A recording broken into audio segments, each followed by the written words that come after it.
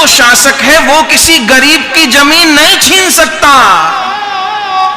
वो किसी गरीब को नुकसान पहुंचाने का निर्णय नहीं दे सकता।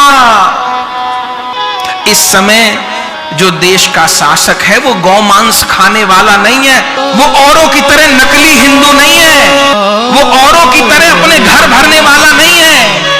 आज जो राजा है वो गरीब का बेटा है। इस समय जो देश का शासक है वो नवरात्र के व्रत रखता है, नींबू पानी पे रहता है 9 दिन।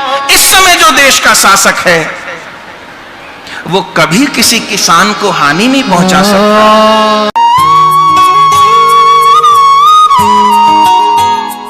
जो मुद्दा आज पूरे देश में फैला है, चूंकि इस भारत में जन्म हुआ है, इस भारत के वासी हैं, भारत की मिट्टी से पैदा हैं, तो उन चीजों से भी आंख बंद तो नहीं कर सकते ना, क्योंकि इस मिट्टी का कर्ज है, इस भारत माता का कर्ज है, इस देह के ऊपर। अनाज यहां का खाते हैं।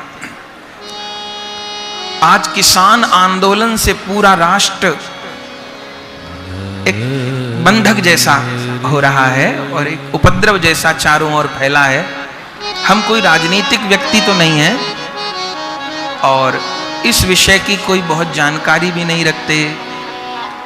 एमएसपी, जमीन कहां खरीद होगी, कहां बेचना होगा, पर एक बात इस पवित्र पीठ से हम कहना चाहेंगे कि हम कोई राजनीतिक व्यक्ति तो नहीं हैं, पर इतना कहेंगे कि इस समय वर्तमान में जो देश का शासक है, उस देश के शासक पर भारत के हर व्यक्ति को भरोसा करना चाहिए। जय हो। हर वासी को भरोसा करना चाहिए। इस समय जो वर्तमान में देश का शासक है उसके द्वारा किसी का भी अहित नहीं हो सकता, किसी का अहित नहीं हो सकता। आज जो शासक है वो किसी गरीब की जमीन नहीं छीन सकता, वो किसी गरीब को नुकसान पहुंचाने का निर्णय नहीं दे सकता। जिसकी मां ने उसको बर्तन मांज के पाला हो, दूसरों के घर में पानी भर के पाला हो, इस समय जो देश का शासक है वो गौमांस खाने वाला नहीं है औरों की तरह,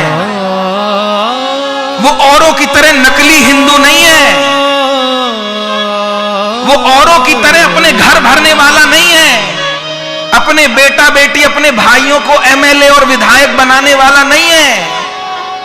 आज का शासक रिश्वतखोर नहीं है, अपनी तिजोरी भरने वाला नहीं है। आज जो राजा है वो गरीब का बेटा है, गरीबनी का बेटा है। जिस गरीबनी ने उस बेटे को दूसरों के घर बर्तन मांज के, दूसरों के घर पानी भर के, खुद उस राजा ने चाय बेच के अपना जीवन गुजारा है साहब। उन्होंने गरीबी का दर्द महसूस कर रखा है। उनके घर परिवार में कोई मंत्री संतरी नहीं है, उनके भाई लोग सामान्य घर में रहते हैं, उनकी मां सामान्य घर में रहती हैं, उनका कोई भाई पेट्रोल पंप पे काम करता है, कोई भाई सामान्य लोग हैं। उन्होंने अपने भाइयों को, अपने भतीजों को, भांजों को अरबपति नहीं बनाया है। उनके घर का कोई व्यक्ति राजनीति में नहीं है। इस समय जो देश का शासक है वो नवरात्र के व्रत रखता है, नींबू पानी पे रहता है 9 दिन, नींबू पानी पे रहता है वो 9 दिन। इस समय जो देश का शासक है वो कभी किसी किसान को हानि नहीं पहुंचा सकता। हम राजनीतिक व्यक्ति नहीं हैं, पर इस पवित्र मंच से सच बोलने की तो जिम्मेदारी है। किसी को अच्छा लगे तो और बुरा लगे तो नहीं, किसी किसान को दुख नहीं हो सकता, नहीं हो सकता। अनेक बार ऐसा होता है कि कोई निर्णय व्यक्ति को नहीं समझ आता। अनेक बार रोग इतना बढ़ जाता है, किसी के पैर में फोड़ा हो गया है और बहुत समय का फोड़ा है वो, पहले तो यही कोशिश की जाती है कि दवाई से ठीक हो जाए, पर दवाई से नहीं ठीक हो तो फिर ऑपरेशन करना पड़ता है, चीरा लगाना पड़ता है, और चीरा लगाने में तकलीफ होती है, घाव बनता है, तकलीफ होती है ना चीरा लगाने में। पर वो चीरा जो लगाया जा रहा है वो उस व्यक्ति को दुख देने के लिए नहीं, सुख देने के लिए लगाया जा रहा है। थोड़ा कष्ट होगा, थोड़े दिन तकलीफ होगी, पर जो इतने समय से लूट घसूट मची थी, जो गौ मांस खाने वाले ये चाहते थे कि अमीर अमीर बने रहें, गरीब गरीब बनी रहें, जो बिचौलिया लोग दलाली खाकर के किसान को गरीब करते थे उनकी दुकान बंद हो, जो किसान गरीब किसान का बच्चा पढ़ नहीं पाता, वो अच्छा घर नहीं बना पाते, उन लोगों का भी विकास हो।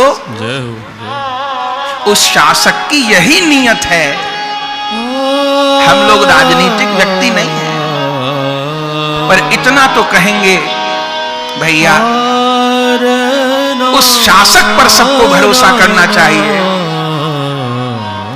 कुछ लोग कहते हैं कि जब प्रधानमंत्री बने आदरणीय मोदी जी तो कहा कि सबके खातों में 15 लाख रुपया जमा करवाऊंगा, वो कब आएंगे? भैया हमें तो 15 लाख नहीं 15 अरब रुपया मिल गए। कब मिले? जब इस देश से धारा 370 खत्म हुई, जय हो, जय हो, जय हो। जब समान नागरिकता कानून बना तो 15 लाख नहीं 15 अरब रुपए मिल गए। जब राम मंदिर का फैसला आया 15 अरब रुपए मिल गए। जब किसी देश के राजा ने जहां रामलला प्रकट हुए वहां साष्टांग दंडवत प्रणाम किया, मुझे तो उस दिन त्रिलोकी का राज मिल गया।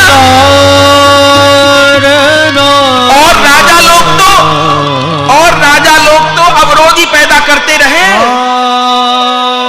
ये राम मंदिर की लड़ाई एक दिन की नहीं थी, ये राम मंदिर की लड़ाई एक दिन की नहीं थी, हजारों सालों की लड़ाई। सिख गुरुओं ने राम जन्मभूमि के लिए बलिदान दिया। पढ़िए इतिहास, गुरु गोविंद सिंह जी ने कितनी बार चढ़ाई की, कितनी बार मुगलों को भगाया, फिर अधिकार किया। गुरु गोविंद सिंह जी ने अपने 2-2 बच्चे कुर्बान कर दिए।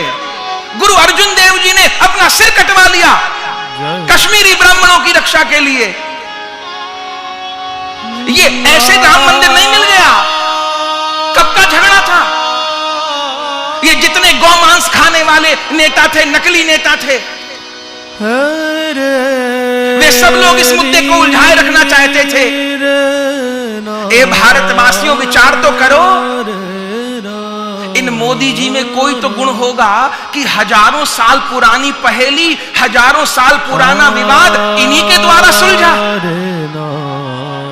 भगवान ने शायद किसी को राम मंदिर की स्थापना करने योग्य नहीं समझा होगा, शायद इन्हीं पवित्र हाथों से राम मंदिर की स्थापना होनी थी। इसलिए भरोसा करना चाहिए। जो रात दिन राष्ट्र के बारे में सोचता है, जो इतनी उम्र में भी 18 घंटे काम करता है, अपनी तनख्वाह नहीं लेता, अपनी तनख्वाह गरीबों को देता है, कम से कम खर्च में गुजारा करता है, वो किसान का बुरा कैसे करेगा भाई? नहीं कर सकता, नहीं कर सकता वो किसान का बुरा। वो किसानों का हित कर रहा होगा। बात को समझना चाहिए, बैठ के सुलह करनी चाहिए। केवल अपने व्यक्तिगत हित के लिए पूरे देश को आग में नहीं झोंका जाता। अपने व्यक्तिगत स्वार्थ की पूर्ति के लिए राष्ट्र का हित नहीं किया जाता। एक बात कह के आगे बढ़ेंगे। चाणक्य का आपने नाम सुना होगा। चाणक्य बहुत बड़े, भागवत जी में भी उनका नाम है 12वें स्कंद में। सुखदेव जी ने कहा परीक्षित जी को कि कलयुग में चाणक्य जैसे नीतिकार होंगे। उन चाणक्य का एक वाक्य है, बहुत काम का वाक्य। इतनी बात कह के आगे चलते कथा में। वो चाणक्य कहते हैं कि अगर किसी राष्ट्र में सारे विरोधी एकजुट हो जाएं, सारे विपक्ष के लोग एकजुट हो जाएं, तो समझ लेना देश का शासक ईमानदार है। ये चाणक्य कहते, हम नहीं कहते। जब सारे विरोधी एक साथ हो जाएं, जब सांप और नेवला साथ रहने लग जाए, जब कुत्ता और बिल्ली भी साथ रहने लग जाए जो बैर करते हैं, यदि सांप और नेवला साथ रहने लग जाएं, चूहा और बिल्ली साथ रहने लग जाएं, तो समझ लें कि देश का शासक ईमानदार है। आज ऐसे ही हो रहा है। पर हम सब पर इस भूमि का कर्ज है, भारत माता का कर्ज है। तो ये विचार करना चाहिए, निश्चय करना चाहिए कि वो देश का शासक किसी का बुरा नहीं कर सकता, किसी की जमीन नहीं हड़प सकता। जिसके नाम पर पूरे हिंदुस्तान में 1 इंच जमीन नहीं है, वो क्यों किसी की जमीन हड़पेगा, क्यों किसान को बेघर करेगा। इस कोरोना काल में कितने कर्मचारी हमारे आश्रम में रहते हैं और स्थानों पर रहते हैं, उन सब कर्मचारियों ने सेवा करते थे, हम लोग भी उनकी सेवा करते थे। पर हर कर्मचारी ने हमको कहा, कोई बिहार से था, कोई बंगाल से था, कोई उड़ीसा से था, खुद हमको सीधे बताया कि महाराज जी हमारे खाते में हर महीने 1000 रुपया आया, हम लोगों को इतना चावल मिला, इतना गेहूं मिला, इतनी दाल मिली, हर महीने गरीब के खाते में 1000 रुपया पहुंचे। कि कोरोना है, लोगों के पास भोजन की व्यवस्था नहीं। तो भैया जिसने गरीब के खाते में 1500 रुपए पहुंचा दिए, इस कोरोना काल में भी किसी को भूखा मरने नहीं दिया, वो किसान की रोटी नहीं छीन सकता। अंधेपन से बाहर आना चाहिए, क्योंकि जो भगवत भक्त है वही राष्ट्र भक्त हो सकता है। और लोग भगवत भक्ति से परहेज करते थे, सनातन धर्म से परहेज करते थे और राष्ट्र भक्ति करते थे। वो राष्ट्र भक्ति के नाम पर ढोंग करते थे। आप किसी भक्त का इतिहास उठाइए, किसी राष्ट्र भक्त का इतिहास उठाइए, जो सही में राष्ट्र भक्त थे वो पहले भगवत भक्त थे, बाद में राष्ट्र भक्त थे। और जो भगवत भक्त नहीं थे, उन्होंने राष्ट्र भक्ति के नाम पर लोगों को छला, धोखा दिया। गोहत्या पर पाबंदी नहीं लगवाई। भगवान लाखों साल की उम्र दें, हमारे उत्तर प्रदेश के मुख्यमंत्री को जिस दिन बने उसी दिन उत्तर प्रदेश में गोहत्या पर पाबंदी लगी।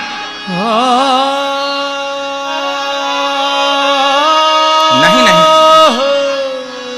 इतने ही हाथ जोड़ के इस पवित्र मंच से कहेंगे, क्योंकि केवल आप सब भाई बहन ही हमारी आंखों के आगे नहीं हैं, एक कैमरे के माध्यम से भी लाखों लोग सुन रहे हैं, YouTube के माध्यम से, संस्कार चैनल के माध्यम से सुन रहे हैं, सुनेंगे।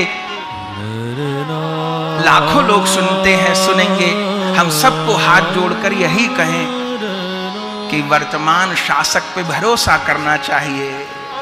उनका हर निर्णय हर व्यक्ति के हित में होगा। वे लोग भारत माता के भक्त हैं, वो लुटेरे नहीं हैं। वो राष्ट्र के लिए सोचते हैं, वो अपने घर के लिए, अपनी जेब के लिए, अपने परिवार के लिए नहीं सोचते भाई। वो लोग राष्ट्र के लिए सोचते हैं। हमको निश्चिंत रहना चाहिए। हजारों साल बाद, सैकड़ों साल बाद हिंदुस्तान को ऐसा शासक मिला है, उसको इतना दुख नहीं देना चाहिए कि उसका मन टूट जाए। इतने आरोप, इतना दुख, इतना विरोध नहीं करना चाहिए। वो देवता अकेले जूझ रहा है सबसे। हिंदू को साथ देना चाहिए, साथ देना चाहिए, क्योंकि यही हमारी परंपरा है, यही सनातन धर्म की परंपरा है।